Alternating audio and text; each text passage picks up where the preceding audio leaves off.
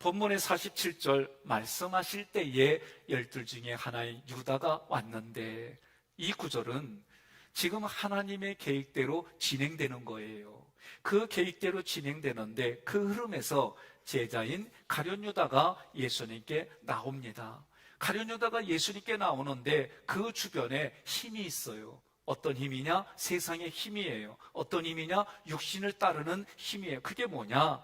대제사장들과 백성의 장로들에게 파송된 큰 무리가 칼과 몽치를 가지고 그와 함께 하였더라.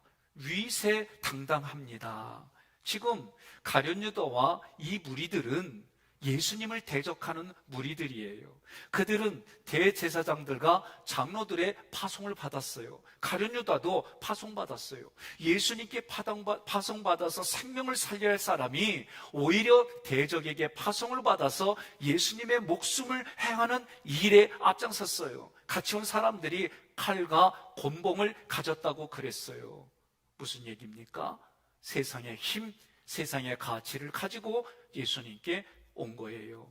그러면서 48절에 예수를 파는 자 가룟 유다예요. 가룟 유다가 군호를 짜서 이르되, 이 군호라고 하는 것은 군대 용어인데, 제가 훈련 받을 때에 11사단에서 그날 암호, 군호는 천둥, 제가 그러면 저쪽에서 번개 그러는 거예요.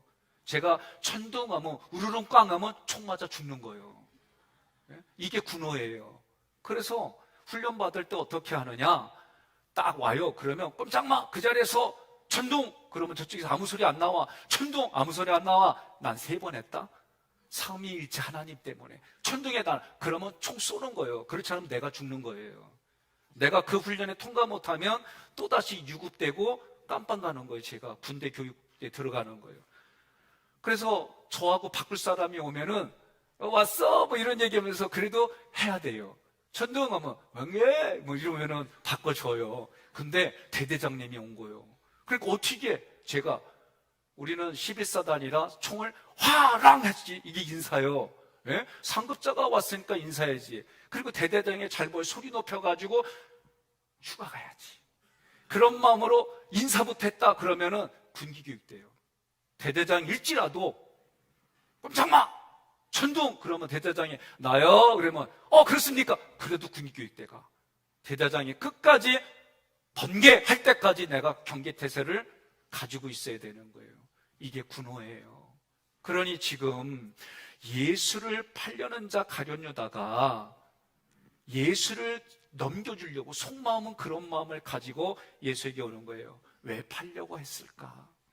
사람들은 누구나가 다 목적이 있어요. 그냥 하는 거 거의 없어요. 다 여기에 욕구가 있고 욕망이 있고 비전이 있고 희망이 있어요. 그런데 이 가룟 유다의 마음속은 뭘까? 은 30에 팔았다, 돈을 사랑하는 사람처럼 얘기를 하지만 우리가 구속사로 보게 되면 돈은 노예 값으로 말하기 위해서 돈을 얘기를 한 거예요. 그 당시에 은 30은 노예의 값인데, 죽은 노예인데 어떻게 죽었느냐? 소의 뿔에 받쳐서, 동물의 뼈에 받쳐서 죽으면 주는 거예요. 이걸 우리 동네는 개값이라고 그래. 예? 형편없이 죽은 거예요. 그 값이 은 30이에요. 그러니 지금 가룟 유다가 은 30 가지고 저금했어요? 그걸 먹었어요? 아니요. 후회하면서 이 은 30을 종교지도에 집어던졌어요. 그리고 종교지도자들은 뭐라고 그래요? 피의 값이니 성전으로 가지고 갈 수 없다 그랬어요. 예수님 피의 값, 우리가 죄의 종로로 타는 노예의 은 30 값으로 오늘 저희들에게 은혜를 베풀어 주신 예수님이 가룟 유다의 관계 속에 지금 일들이 벌어지는 거예요. 48절에 가룟 유다가 신호를 주는데 그 신호가 뭐냐? 내가 입 맞추는 자가 너희가 잡아갈 사람이니 잡아가라. 여기서 내가 입 맞추는 단어는 필레오예요. 남성과 여성이 저렇게 사랑하고 존경하는 거를 에로라고 그래. 그래서 배우, 그런 쪽의 배우를 에로 배우. 예? 그 단어를 에로스라고 그러는 거예요. 그러니 저도 내 아내에게 그런 에로스가 있어요. 자기 짝가 안 하는 게 문제지, 자기 짝하고는 이 에로스가 있어요. 그리고 부모의 사랑, 그런데 이 필레오는 존경하는 스승하고의 관계를 이 단어를 쓰는 거예요. 그러니 라비오, 자기가 존경하는 게 있는 거예요, 없는 게 아니에요. 가룟 유다가 예수님께 입맞춤할 때에 소리나게 옆에 볼길이 타면서 이래. 우리 옆 사람과 한번 해봅시다. 이게 문화요. 이쪽의 문화기 때문에 아무렇지 않은데 우리는 하려면 조금 그래. 그죠? 좀 그래. 예? 예. 그래서 어린애들 보면 아유 이뻐, 볼도 만져주고 엉덩이도 머리 잡. 요새는 큰일 나. 그랬다간 또 경찰서 가. 그러니 이 당시의 문화는 뭐예요? 이쪽 볼을 대고 이쪽 볼 입으로 이러는겨. 이렇게 하겠다는 거예요. 이렇게 당하는 사람을 잡아가라는 거예요. 겉에서로 보면 사랑하는 모습, 존경하는 모습이에요. 그런데 내면은 뭐예요? 예수님을 십자가의 길로 내모는 배신의 신호예요. 이런 신호를 약속하고 예수님께 와서 하는 말이 49절에 라비여 안녕하시옵니까 하고 입을 맞추니, 여기서 입을 맞추니 앞에 부분에 필레곤데 카타라는 단어가 더 붙었어요. 이 얘기는 뭐예요? 평상시보다도 더 격하고 더 사랑스럽고 그러게 하고 한 번 하면 되는데 또 하고 이쪽에서 못 알아볼까 봐 또 하고 또 하는겨. 남들이 볼 때는 이런 제자가 없어, 이렇게 사랑스럽고 그래. 네? 그런데 내면에는 뭐예요? 내가 하는 요놈 잡아가라, 그런 마음으로 지금 가룟 유다가 하는 거예요. 자, 가룟 유다의 이 마음을 다 아시는 예수님은 어떤 마음이실까? 나는 이런 게 부대껴요. 얼굴에 표시를 내지 말아야 되는데 나는 표시가 나. 뻔히 어떻게 하는지 아니까 불편해. 그래서 막 가증스러워. 그래서 나는 가증스럽다고 말을 해. 이게 내 육신이요. 그러나 훈련받아서 그래요, 한번 생각 바꿔보지, 이게 훈련이에요. 그런데 오늘 예수님은 그렇게 오는 가룟 유다에게 뭐라고 부르냐면 친구여, 내가 무엇을 하려고 왔는지 행하라. 저는 이 친구요 하는데 설교 준비하다가 대뜸 친구요 하니까 떠오르는 게 있어요. 조용필 씨의 친구요. 이게 제가 처음 나에게 강하게 온 단어기 때문에 그걸 기억하는 거예요. 사람들은 누구나가 다 자기 경험을 기준으로 가지고 있어요. 누구든지 간에 단어, 문장, 상황들이 자기에게 좋든 나쁘든 임팩트 있게 온 것이 이 안에 자리 잡고 있는 거예요. 그런데 예수님은 친구요 라고 불러요. 이 단어가 조금 달라요. 앞에서 부르는 그런 부분하고 조금 다른데, 여기서 단어는 헤타이로스라는 단어예요. 이 단어는 소크라테스가 자기 제자들, 문화생들, 자기에게 배우러 온 문화생들에게 부른 단어가 바로 헤타이로스라는 친구라는 단어예요. 그런데 어근을 찾아보면 다른 사람과 이면 계약을 한 사람을 부르는 때에 이 단어를 써요. 그러니 예수님이 뭐라고 그래요? 너는 나의 제자이면서 다른 사람과 유대 종교 지도자들, 나를 죽이는 사람들과 계약을 맺은 사람이다라고 예수님이 그렇게 부른 거예요. 이렇게까지 부른 이유가 뭐예요? 예수님의 그 마음을 살펴보면 그래도 끝까지 마음을 열고 품어주려고 기다리고 계시는 거예요. 그러면서 얘기가 뭐예요? 정확하게 지적했으니까 지적하면 어때요? 마음은 아프지요. 인정하고 잘못했습니다, 회개합니다, 돌아서 그러면 끝나. 근데 대부분이 그걸 정확하게 지적하면 이런 사람들은 많지 않아요. 대다수가 뭐예요? 네가 감히 나를 어디다 대고, 이런 마음을 가져요. 옆에 분에게 인사하겠습니다. 당신은 세상에서 가장 적은 수의 무리인데 이런 얘기가, 이런 상황이 될 때마다 크게 뭐 어쨌다고? 너무 길지요? 예수님이 인정한 사람입니다. 그렇게 인사합시다. 이게 중요한 거예요. 누구나가 다 똑같아요. 이 마음의 파장은. 그러나 그것을 다시 생각하고 또 생각하고 믿음으로 생각하고 말씀으로 생각해서 바꿔 자기가 내놓는 거예요. 자, 지금 예수님이 뭐라고 합니까? 나를 체포하러 왔으니까 체포해 가라. 50절에 두 번째 구절에 그들이 나와 예수께 손을 대어 잡는지라. 아니, 잡았다 하면 되는데 손을 대어 의미가 있어요. 지금 예수님은 어린 양이고 아사셀 염소가 돼서 그들의 죄가 예수님께 전가되는 그런 의미가 있는 거예요.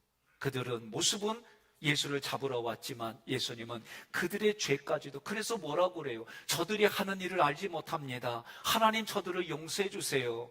왜? 그들의 죄를 가져갔으니까. 중요한 거예요. 오늘 이런 모습 속에 우리는 부대끼잖아요. 예? 내가 예배드리고 뭔가 결단했을 때는 이렇게 잘해야지 하는데 가면은 바뀐 게 없어요.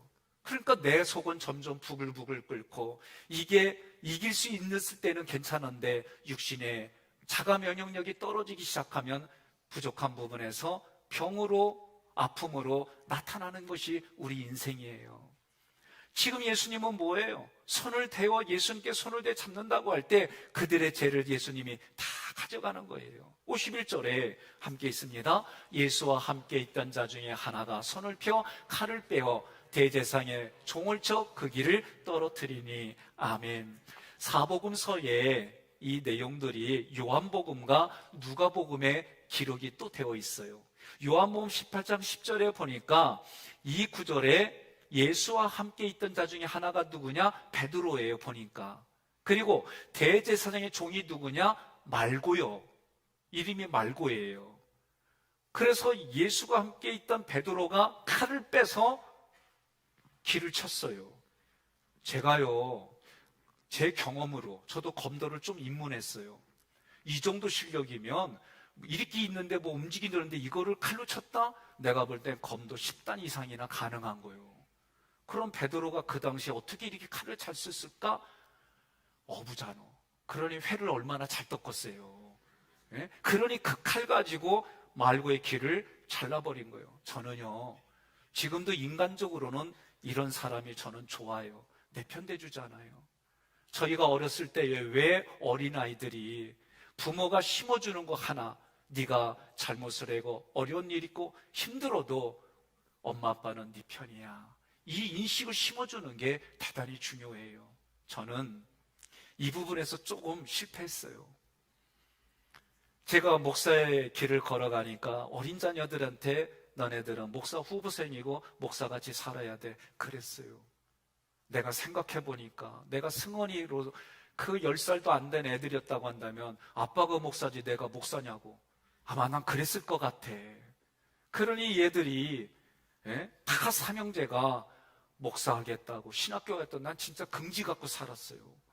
근데 애들이 사춘기가 오니까 어떻게, 사춘기는 자기 정체성을 찾는 거예요. 심리학으로는 지랄 총량의 법칙으로 지랄 떠는 거예요. 이거 나쁜 얘기가 아니에요. 심리학 용어예요. 그런데 이 애들이 이제 사춘기 오니까 뭐라고 그래요? 내가 그렇게 얘기 안 하면 아빠한테 맞아 죽어요. 나 이 얘기 듣고 정말 저는 한동안 힘들었어요. 나는 내가 얘네들을 잘 키우려고 했는데 얘네들 마음은 이게 아니었구나. 그러니 부부가 부모와 자녀 간에, 이웃 간에도 나는 이런 의도로 말했는데 상대방은 다르게 해석하는 일들이 너무 많아요. 그래서 이 아이들을 보고 그때부터 이 마음을 어루만지려고 노력하고 애써왔어요. 여러분, 예수님은 우리들과는 좀 다르죠. 진짜 인간이면서 참 하나님이었어요. 50대 50이 아니요, 인간으로 100을 완벽하게 가졌고 하나님으로 100을 가진 분이에요. 저희하고는 달라요. 그런데 그 예수님이, 베드로가 그렇게 예수님 편 서니까 내가 그 당시에 그러면 잘했다고 그랬을 것 같아. 내 편 서주니까. 여러분, 우리가 어려울 때 내 편 서주면 얼마나 마음이 든든해요. 안 그래요? 안 그러냐고. 고마워요. 나 이쪽만 보고 얘기할래. 대답하는 분들하고만. 예? 어느 상황에 있든지, 그런데 이걸 편가르게 하려고 하는 게 아니라 내 편 대중이 그게 얼마나 고맙고 감사해요. 근데 예수님은 그렇게 배신하고 그렇게 배반하고 그렇게 버렸는데도 내가 너희보다 먼저 갈릴리에 가서 기다릴 거야. 그 예수님이 이전에 뭐라고 그래요?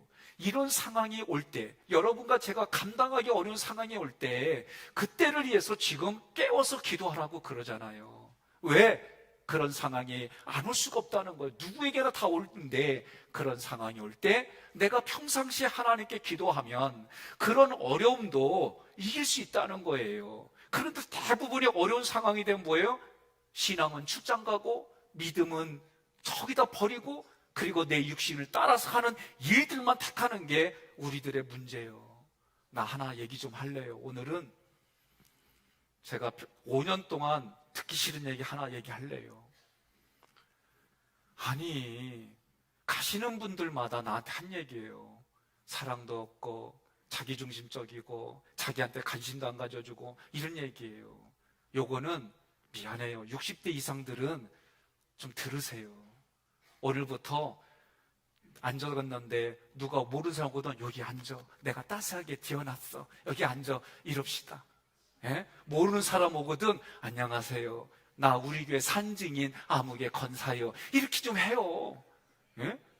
우리 교회 오는 사람은 아무것도 모르는 사람이 오는 거예요. 다른 교회에서 어떻게 했든지 간에 직분이 있어도 우리 교회에 대해서 몰라요. 그럼 어떻게 해요? 웃어주면서 따스하게 친절하게, 예? 화장실도 내가 미리 먼저 잡아놓고 여기로 와 좀 해주고, 나 얘기할 때까지 할게요. 예? 이 우리 교회 필요해요. 좀 규모가 있고 오래된 교회들은 나타나는 현상들 이거 바꾸기가 쉽지가 않아. 그리고 어쩌다 봐가지고 목사님 내만 안 줘, 나 안 올게요. 막 이제 그만해요. 나 너무 힘들어. 예? 이런 거 하지 말아요. 예? 근데 오늘 누가복음 22장 51절 함께 봉독합니다. 예수께서 일러 이르시되 이것까지 참으라 하시고 그 길을 만져 낫게 하시더라. 예. 나 여기 아멘 안 해도 나 참을게요. 왜? 여기도 이것까지 참으래. 그러니 우리가 각자가 말씀을 가지고 자기가 결단하는 건 이렇게 상황이 다 다른데, 여러분, 제가 평상시에 얘기했잖아요. 배드민턴을 치던 골프를 치던 탁구를 치던 구력이라고 그래요. 그 운동을 한 지 연수가 몇 년이요? 그 얘기는 얼마만큼 훈련을 해서 당신의 수준이 어느 정도냐, 그런 의도예요. 구력이 연수가 갈수록 훈련이 많아지고 게임이 많아지니까 가르쳐주는 폼대로 하면은 그 사람의 실력이 늘어요. 근데 코치의 말을 안 듣고 자기의 폼대로 하게 되면 일정 수준 이상, 그 이상 성장하지 않아요. 오늘 저는 여러분들이 신앙의 연수가 1년, 2년, 3년 저 사람보다도 내가 많고 저 사람보다도 내가 직분을 더 조직적으로 이런 직분을 받았으면 나는 그 사람보다는 조금 더 나아야 되지 않을까? 동의하십니까? 나는 우리가 그렇게 살기를 주님의 이름으로 권면합니다. 베드로가 왜 칼을 뺐을까 한 번 더 생각해 봤어요. 그거는 베드로도 한 자리 하려고 그랬잖아요. 그러니 이스라엘을 구하고 이스라엘의 세계를 지배할 때 칼을 들고 나를 따르라! 이런 한 자리를 원했단 말이죠. 그런데 그 앞에서 예수님이 너무 힘없이 잡혀가니까 뭔 소리냐고, 죽으러 한달 때 안에 화를 내면서 죽으면 안 된다고, 내가 여기까지 어떻게 따라왔나. 이게 첫 번째 사건이요. 예? 그리고 두 번째 사건, 이게 세 번째 사건은 뭐예요? 이제는 칼을 빼들고 행동했으니 내가 볼 때는 이런 베드로하고 사는 것도 괜찮아. 상남자요. 근데 하나님 보시기에는, 예수님 보시기에는 어떤 모습이에요? 하나님의 일을 대적하는 모습이 되는 거예요. 그러자 예수님이 어떻게 해요? 예? 누가복음 22장의 말씀처럼 말고의 길을 붙여주셨잖아요. 그리고 베드로에게 점잖게 타이르는데 단호하게 타이르는 거예요. 너의 칼을 토로 칼집에 꽂으라. 칼을 가지는 자는 칼로 망한다 말씀했어요. 무슨 얘기입니까? 칼을 가지는 자, 그에게 뭐예요? 힘이 있다는 거죠. 자기가 이걸로 마음대로 할 수 있다는 거죠. 내게는 이런 힘이 있다는 거죠. 오늘날 세상은 권력과 물질, 더 물질을 사모하는 이유가 뭐예요?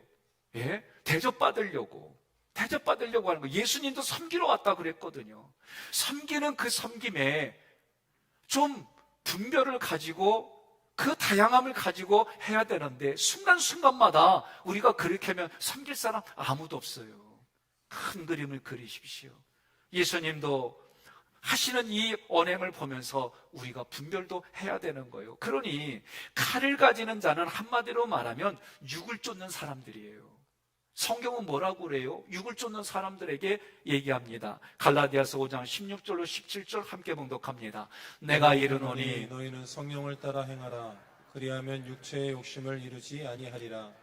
육체의 소욕은 성령을 거스르고 성령은 육체를 거스르나니 이 둘이 서로 대적하므로 너희가 원하는 것을 하지 못하게 하려 함이니라. 아멘. 육체에 쫓아가는 것, 성령을 쫓아가는 건 부대끼게 돼 있어요. 상황은 변하지 않습니다. 사람도 변하지 않았습니다. 그런데 내가 믿음이 들어오면 내가 평상시에 하던 문화를 이제는 조금씩 다르게 결단하는 거예요.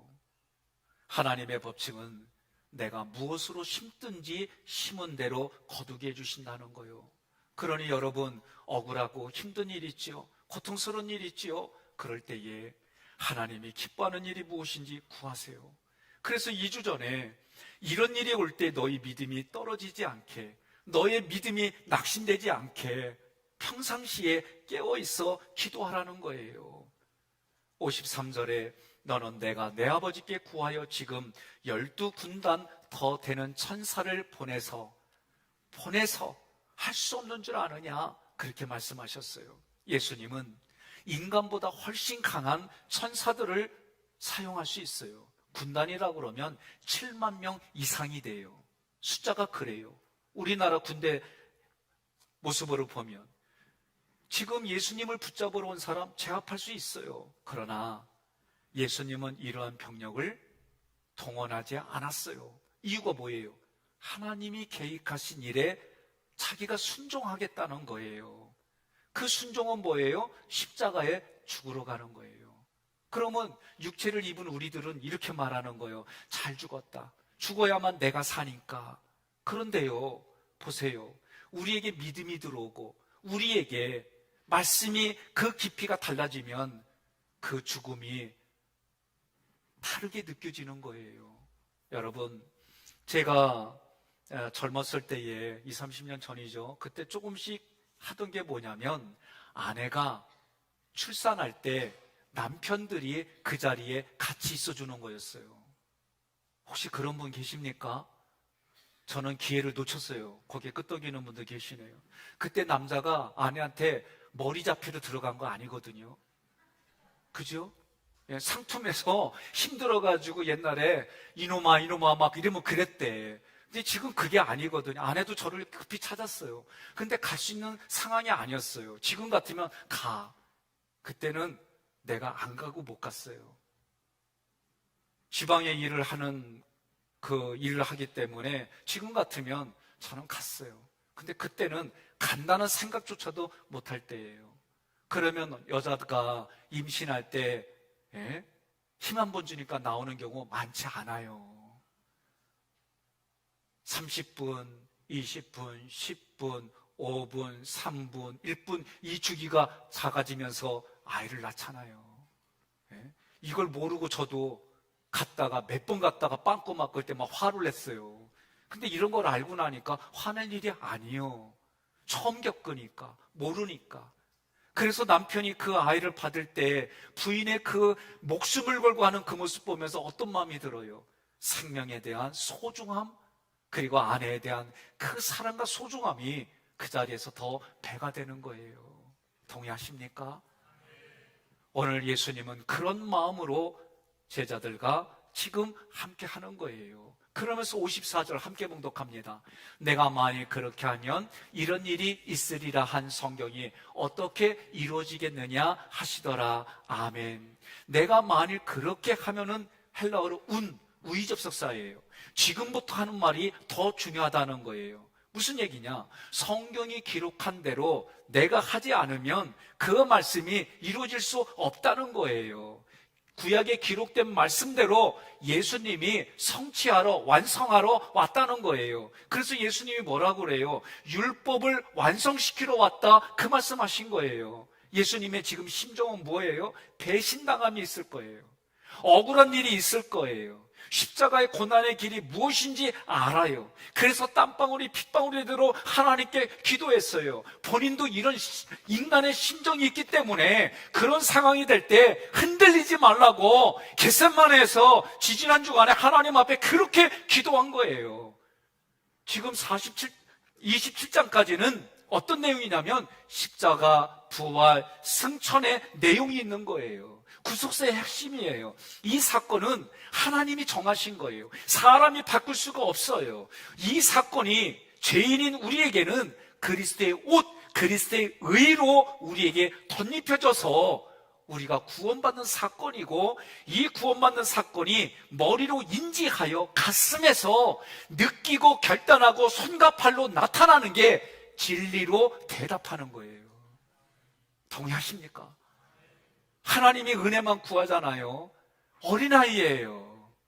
은혜가 필요해요. 하나님의 은혜가 필요해요. 하나님의 은혜가 없으면 안 돼요. 그게 예배의 정신 중에 하나가 바로 속죄제라는 의미예요. 55절, 그때 예수께서 무리에게 말씀하시되, 지금 예수님이 말씀하시는입니다. 뭐라고 그래요? 너희가 강도를 잡는 것 같이 칼과 몽치를 가지고 나를 잡으러 나왔느냐. 이 말은 무슨 얘기냐면 예수님이 이들의 위선을 벗기는 거예요. 지금 유대 종교주의자들은 어떤 의미예요? 낮에는 못 왔어요. 폭동 일으켜서 자기들의 현실이 다 망가질까봐, 누리던 거 다 뺏길까봐. 그래서 밤에 지금 종들을 보냈는데 뭘 가지고 보냈어요? 칼과 경찰이 가지고 있는 곤봉을 가지고 간 거예요. 무슨 얘기입니까? 흉악한 죄인을, 흉악범을 잡으러 간다, 그 얘기예요. 그리고 로마에는 뭐예요? 테러리스트라는 거예요, 예수가. 그리고 다른 사람들에게 뭐예요? 불법을 행한 사람을 잡아가겠다는 거예요. 한 가지 고민하다가 얘기하는 겁니다. 지금 이스라엘과 팔레스타인이 싸워요. 이거를 원래 내 땅이요, 내 땅이요. 여러분, 부동산으로 접근하지 말라고 민수기 때 얘기했습니다. 이 땅은 하나님이 악하고의 전쟁이다라고 민수기 공부하면서 했어요. 그러면 내가 악한 사람이냐, 악이냐? 그거 얘기하지 마요. 이 말씀을 가지고 내가 지금 현장에서 이걸 위해서 어떻게 해야 될까? 이게 우리에게는 과제인 거예요. 오늘 여러분의 삶에 내가 여기를 천국으로 만들어가고 지옥으로 만들어가는 거는 나의 마음의 심보에 달려 있어요. 그래서 너는 마음을 다하고 뜻을 다하고 힘을 다하여 주 너의 하나님을 사랑하라고 했을 때에 이 말씀이 나는 예배로 삶을 가지고 와서 예배로 드리는 거예요. 55절에 날마다 성전에 앉아 가르쳤으되 너희가 나를 잡지 아니하였도다. 너네가 그런 의도로 잡으려고 했다면 성전에서 말씀을 가르칠 때에 나를 잡아가면 되는데 그렇게 하지 않았다는 거예요. 그러면서 예수님이 말씀합니다. 함께 봉독합니다. 그러나 이렇게 된 것은 다 선지자들의 글을 이루려 함이니라 하시더라. 아멘. 지금까지 일련의 이 모든 상황들, 우리는 옳고 그름도 얘기하고 정치적으로 얘기도 하고 여러 가지로 얘기할 수 있지만 예수님이 하신 말씀은 하나님이 구약의 선지자를 통해 선포하고 선지자들이 말한 것을 글로 기록한 성경대로 하기 위해서 예수님이 그들의 위선도 벗겨놨지만 그 말씀대로 하시겠다는 거예요. 하나님의 말씀대로 완성하시겠다는 거예요. 그러면 구약에 쓰인 말씀이 뭐냐? 여러 구절이 있지만 이사야 말씀을 함께 봉독합니다. 5절로 7절. 그가 찔림은 우리의 허물 때문이요 그가 상함은 우리의 죄악 때문이라.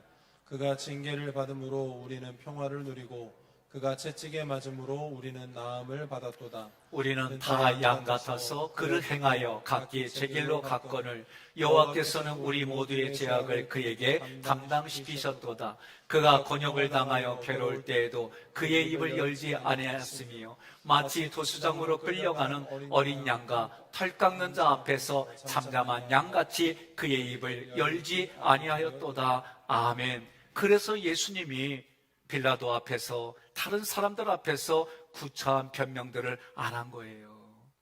여러분, 56절 마지막 구절 보니까 제자들이 다 예수를 버리고 도망했다 그랬어요. 예수님이 체포되니까 어떻게 돼요? 다 도망간 거예요. 뿔뿔이 흩어진 거예요. 메시아가 오셨습니다. 그 메시아가 나를 구원해 주십니다. 그 메시아가 우리 민족을 구원해 주십니다. 이런 내용들이 구약의 선지자들을 통해 선포하고 기록이 되어졌어요. 이렇게 기록된 말씀대로 메시아가 오셨어요. 그 메시아가 예수님입니다. 예수님께서 오늘 신약을 살아가는 우리에게는 메시아, 똑같은 말 헬라어로 그리스도, 내게 그리스도가 돼서 그 말씀대로 어린 양처럼 순순히 체포되고 어린 양처럼 십자가에 달려 돌아가시고 성경의 말씀대로 부활하시고 부활하신 그 예수님이 오늘 또 다른 보혜사 성령님으로 내 성막 안에 계시는 거예요. 여러분, 지금 베드로를 포함한 제자들은 그 이전에 얼마나 결단했어요. 얼마나 노력해 왔어요. 얼마나 자기들이 그런 일이 있어도 우리는 절대로 버리지 않겠습니다, 함께 하겠습니다 했지만은 사건이, 상황이 바뀌고 정황이 바뀌면 이렇게 쉽게 바뀌는 것이 오늘 우리들의 모습이에요. 제자들은 생명이신 예수님마저 버렸습니다. 본문의 말씀은 이런 일들이 지금을 살아가는 우리들에게도 있을 거라는 거예요. 그래서 평상시에 기도하라는 거예요. 하나님 앞에 기도하는, 특별히 건축은, 집은 사람이 살고 사람이 가꾸지 않으면 허물어지게 돼 있어요. 우리가 이 교회에 이제 많은 사람들이 사역에 지치고 힘든 분들이 우리 교회에 와서 쉬고 격려받고 쉼을 얻고 훈련받아서 다시 가정으로, 다시 사역지로 돌아가는 교회가 되기 위하여 우리가 계획하고 이제 바깥에 안에 리모델링 하는데 이게 건물만 보지 말라고 그랬어요. 이 지역에 있는 하깃교회, 그리고 내가 이 일에 동참하는 내 마음의 성전까지 리모델링해서 하나님 앞에 우리가 진리로 대답하자. 하나님이 은혜를 부어주신 만큼 여러분들이 진리로 대답할 때 내가 기도하며 희생합니다. 내가 진리로 대답하기 위해서 기도하며 헌신합니다. 이러한 것들이 이제 육신의 몸 안에 있는 내면의 생각과 감정, 우리 교회의 문화를 바꿔가면서 이런 일들을 감당하려고 해요.